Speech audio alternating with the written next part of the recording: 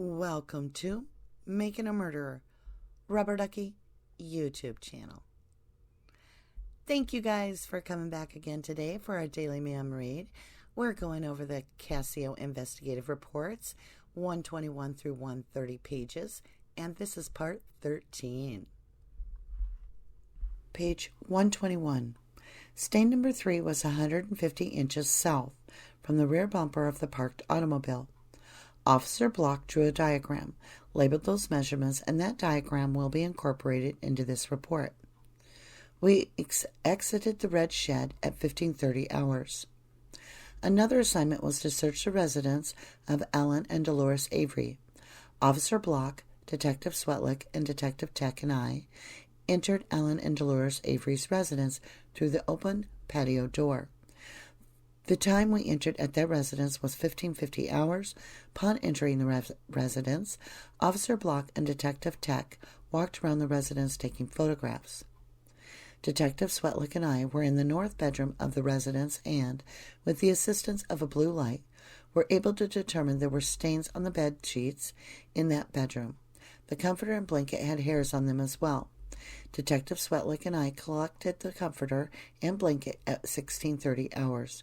The pillow shams and extra blanket were removed by Detective Swetlick and myself and seized at 16:32 hours.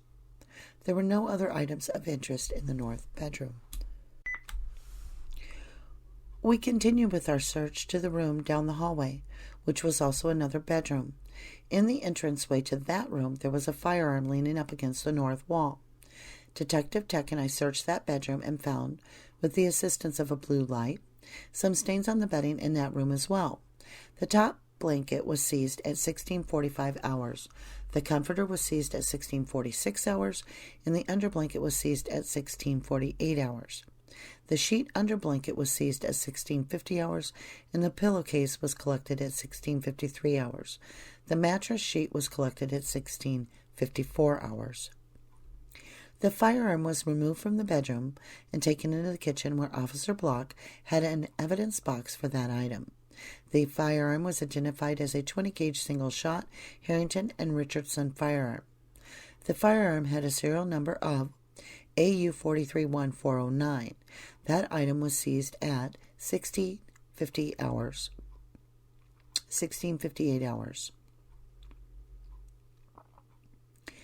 At 17:15 hours, Officer Block indicated he did locate a kitchen knife in the left side of the kitchen sink. Officer Block stated he lifted up a Tupperware container and found a kitchen knife that had reddish-brown stains on it. Officer Block did seize that item and did photograph that item. The knife was a Farberware knife with an approximately 6-inch blade. The knife was placed in an evidence box and was seized at 17:20 hours. Detective Swetlick and Detective Tech informed me they searched the rest of the residence and found nothing of evidentiary value. We cleared from Ellen and Dolores Avery's residence at 17:25 hours. Page 122. All items were placed in my squad car and secured by locking all doors. I was approached by Sergeant Colburn from the Manitowoc County Sheriff's Department and informed he had left the crime scene area to meet with the citizen at the Marable Caves Park. Sergeant Colburn reported that the citizen found a piece of what appeared to be woman's blue jeans and also found a plastic baggie containing a lubrication box. Sergeant Colburn stated he had the evidence bags and wished to turn them over to me. I did seize those items from Sergeant Colburn, and those items were also placed in my squad car. I informed Sergeant Colburn he should get me all the information on the citizen, and I would do an evidence sheet on that showing the evidence, the exchange of custody. All items seized were transported to the Calumet County Sheriff's Department and secured in the evidence room. Sergeant Bill Tyson, Calumet County Sheriff's Department. Page 123. Type of activity, supplemental report. Date of activity, 11/06/05. Reporting officer, Deputy Joseph M. Tenner. On 11/06/05 in the afternoon, I, Deputy Joseph M. Tenner, of the Calumet County Sheriff's Department, was assisting a group of 5 search and rescue and cadaver dogs in the quarry immediately to the east of Avery Road. The quarry belonged to Michael's Materials. During the search, one of the dogs hit on a pile of dirt and sand north of the quarry scale. Where the dog alerted to, I located an item in the pile of dirt. The item was pink in color, surrounded by pink material. The area was marked with fluorescent pink ribbon and a washer. A total of 3 out of 5 dogs alerted to this area. I remained in the area and monitored the location where the dog alerted to until Deputy Nicholas Sablich of the Calumet County Sheriff's Department relieved me. I then led 3 employees of the Wisconsin State Crime Lab to the location. Joseph M. Tenner, Deputy, Calumet County Sheriff's Department. Page 124. Type of activity, receipt of 2 search warrants. Date of activity, 11/06/05. Reporting officer, Investigator John Datering. Documents generated, 2 signed search warrants. On Sunday, 11/06/05, at 13:20 hours, I, Datering, accompanied by Detective Jacobs, Manitowoc County Sheriff's Department, and representatives of the Special Prosecution Team, did arrive at Honorable Judge Fox's residence. I did receive from him a search warrant allowing us to search 2 buildings on the Avery's Auto Salvage property. This warrant was received at 13:35 hours. I further received a search warrant allowing us to examine certain records held by Singular Wireless regarding Teresa Halbach's cellular number. This was received by me at 13:50 hours. Investigation continues. John Datering, Investigator, Calumet County Sheriff's Department. Page 125. Type of activity, telephone conversation with Randall L. Williams. Date of activity, 11/06/05. Reporting officer, Investigator John Datering. Documents generated, none. On Sunday, 11/06/05 at 14:18 hours, I did make contact with the following individual by telephone, Randall L. Williams. Williams stated he had been watching the news recently and indicated that on Tuesday afternoon he was at Avery's Auto Salvage Yard. He indicated he observed a skid steer working in an area, felt it was unusual. Williams states that he frequents various auto salvage yards and he will usually see forklifts moving equipment and car shells, but find it very unusual that a skid steer was in the area. Williams indicated that he had purchased some parts, and when he went into the shop to pay, he stated that he observed Steven Avery sweeping the floor. Williams indicated that a bearded individual tested the motor for the pop-up headlight that Williams had purchased. Williams stated that his wife's relatives live in the Mishicot area. Williams stated that he will be coming through the area and would point out the location where he observed the skid steer operating. He described the skid steer as being a yellow bobcat type with a bucket. He stated that the movement was taking place on Tuesday, 11/01/05, at between 13:15 and 13:30 hours. At 17:40 hours on Sunday, 11/06/05, Detective Jacobs and I, Datering, did meet Randall Williams at the roadblock of State Highway 147 and County Highway Q, town of Gibson. He did take us to the area where he had observed the bobcat working. This was in an area south and west of the old shop. Search dogs were directed to the area.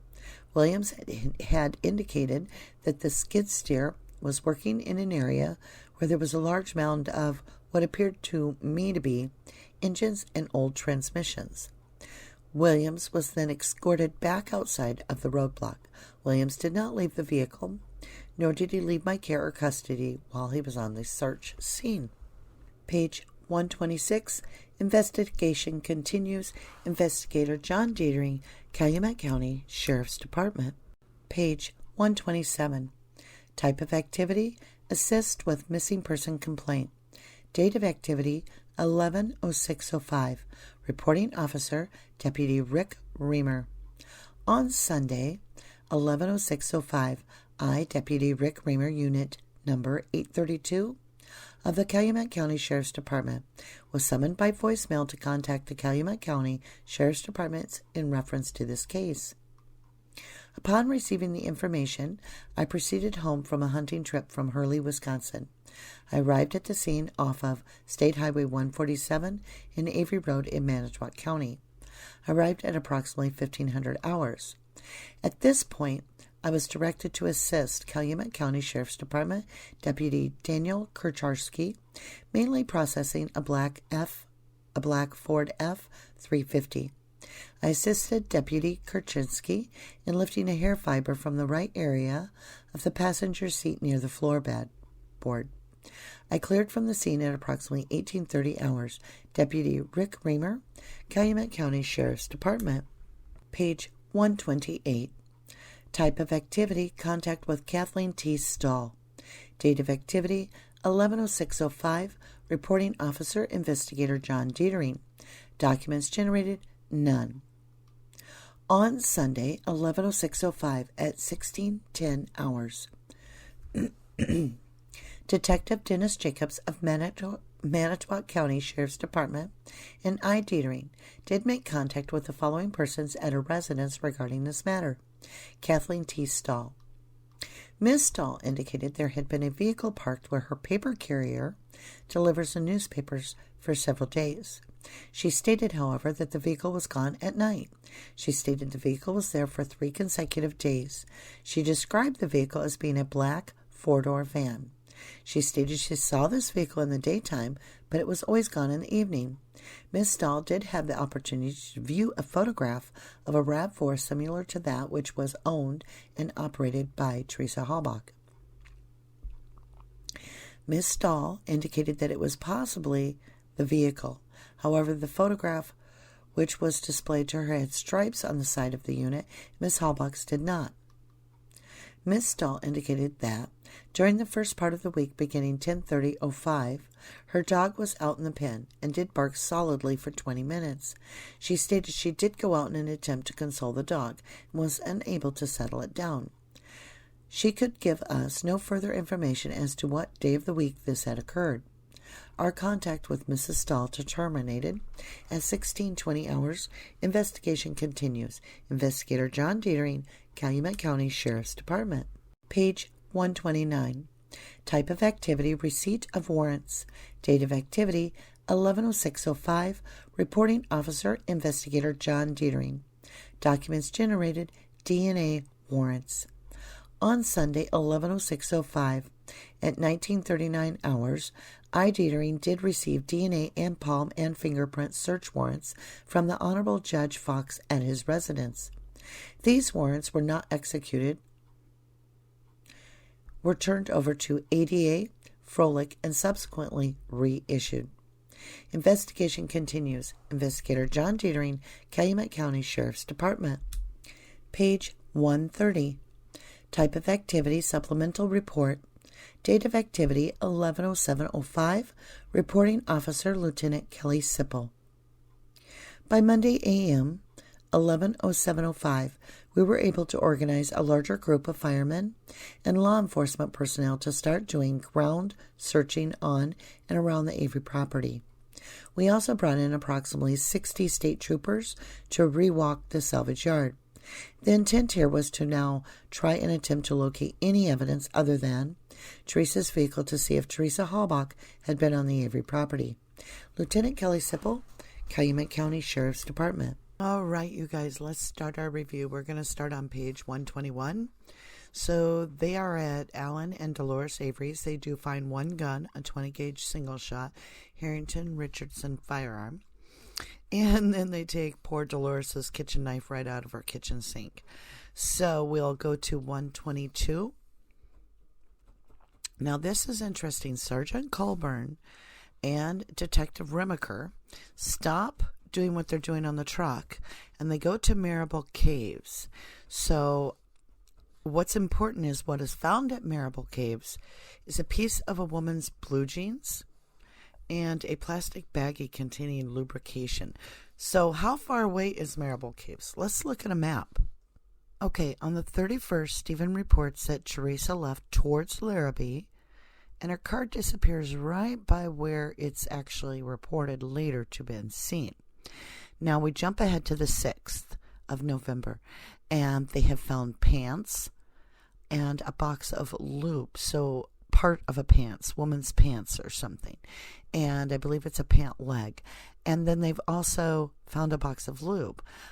If you look at this, it's 9 miles. That's not very far. We have reported sightings right in the middle. We have the eyewitness of Steven Avery stating that it was Larrabee. So now we understand a little bit further about where Maribel Caves is located compared to the Avery property, compared to the direction she was supposedly going in. It all fits right in. So why aren't those items tested for DNA? Let's go to page 123, and here we have a hit in the quarry. And I think it's interesting that they find something that was red in color and surrounded by pink material, and it's strong enough that it's important enough that 3 out of 5 dogs alert to the area. They then go get the Wisconsin State Crime Lab. So where is Michael's quarry compared to the Steven Avery property? Let's take a look at that map. All right, you guys, so I have pulled up a map here to understand where Michael's quarry is. So first we've got the RAV location on 11-5. Then you can see the long bone with flesh located at Michael's material quarry that we're going to learn about. So right now it's just something red with pink. But as we go further, you'll learn that it is a long bone with flesh found at Michael's quarry. And then also we'll find out that the pelvic bone will be located in the Manitowoc County gravel pit, as well as we have an intense investigation on the 11th at Cuss Road. We've already seen part of that. And just to throw it in, here is Randant Deer Camp. So this is a map just to kind of let us know what's going on and to keep up with what the demographics of the area and the layout look like. So now that we understand a little bit more about the logistics and where things are located, let's continue. Page 124, you guys, I just want to make a note here that it's the 6th, and Dietering finally does receive a search warrant allowing the search of 2 of the buildings on Avery's Auto Salvage. Obviously, it's a little late for that. They've already been through them all. And then on page 125, we are talking with a Randall L. Williams. And it's on the 6th, and it's John Dietering. And he's indicating that Randall is indicating, Mr. Williams is indicating he's observed a skid steer working in the area. He thought that was unusual. He shows up and describes this yellow bobcat type with a bucket, and that it took place on 11/01/05 between 1:15 and 1:30 p.m. So I'm not sure how that relates to this, but I thought it was interesting to bring up. And then we'll scroll on down to 128, and we are with John Dietering, and he is talking to Kathleen Stahl, 11:06. So this would be Sunday, and it's the day after the RAV is found, and she indicates that there has been a vehicle parked where her paper carrier delivers newspapers for several days. She states, however, the vehicle was gone at night. She stated that the vehicle was there 3 days in a row, and that it's black and a 4-door van. She says it's always gone in the evening, but it's there all day long. And that's interesting because if you really think about this would have been a time frame that there should have been no activity with police, and it's a black van, 4-door. So is someone watching the Avery property? And then they show her a picture of the RAV4. She indicated that it could possibly be that vehicle. However, the photograph, which was displayed to her, had stripes on the side of the unit, and Miss Halbach's didn't. I don't even follow that, you guys. She said it's a black 4-door van. So that's interesting. And then I've kind of scrolled ahead here to page 129, and again it's Dietering, and he has secured search warrants from Honorable Judge Fox for DNA and palm and fingerprint search warrants. However, he doesn't use them.